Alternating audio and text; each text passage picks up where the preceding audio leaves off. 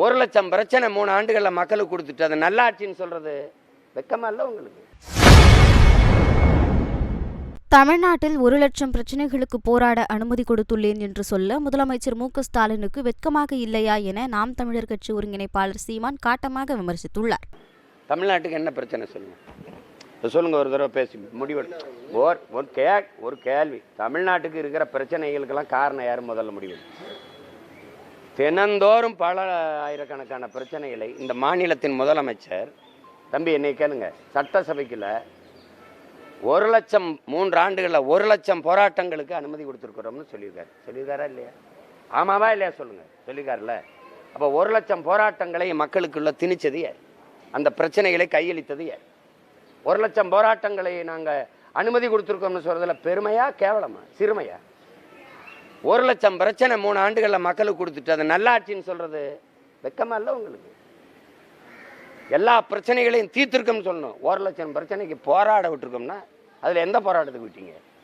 பணி நிரந்தரம் கேட்டு ஆசிரியர்கள் போராட வரும்போது அப்படியே மறைச்சு கொண்டு பேருந்து நிலையத்தில் ஏற்றல, மாற்றுத்திறனாளிகள் போடும்போது, பார்வையற்ற மாற்றுத்திறனாளிகள் பிள்ளைகள்லாம் போராடும்போது தூக்கி கொண்டு லாரியில் வேற ஒரு இடத்துல இறக்கி விட்டு வரல. இதெல்லாம் நான் போராட அனுமதியா? நான் கேட்ட போராட்டத்துக்கு எத்தனை போராட்டத்துக்கு அனுமதி கொடுத்து?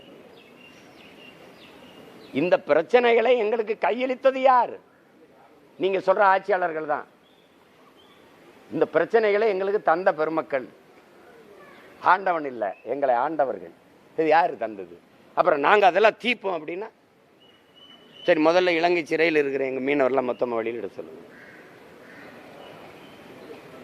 எனக்கு கடலுக்குள்ள மீன் பிடிக்கிற உரிமை இருக்கா இல்லையா, அதுக்கு ஒரு முடிவு பண்ணி சொல்லுங்க.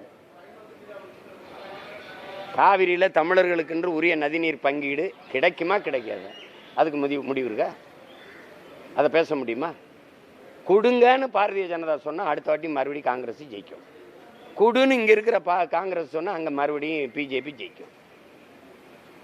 ஒரு தேர்தல் அற்ப வெற்றிக்காக பதவிக்காக ஒரு தேசிய இனத்தின் உரிமையை சாகடித்த நீங்கள், நாங்கள்லாம் எங்களை பார்த்தா அப்படி இப்படி கைகட்டி நின்று பதில் சொல்கிறதுனால கேனப்பை மக்கள்னு தெரியுதா? அது ஒரு காலம், வரலாறு, வீழ்ச்சி, எழுச்சி எல்லாத்தையும் படித்து இங்கே பாருங்க, 500 ஆண்டுகளுக்கு மேலே எங்கள் இனம் தூக்கி வந்த வலியை சுமந்து நிற்கிற பிள்ளைகள். சும்மா இந்த கேட்குற கேள்விக்கு ஒருத்தட்ட பதில் இருக்கா? செய்திகளை உள்ளது உள்ளபடி தெரிந்து கொள்ள ரெஃப்ளெக்ட் நியூஸை சப்ஸ்கிரைப் பண்ணுங்க.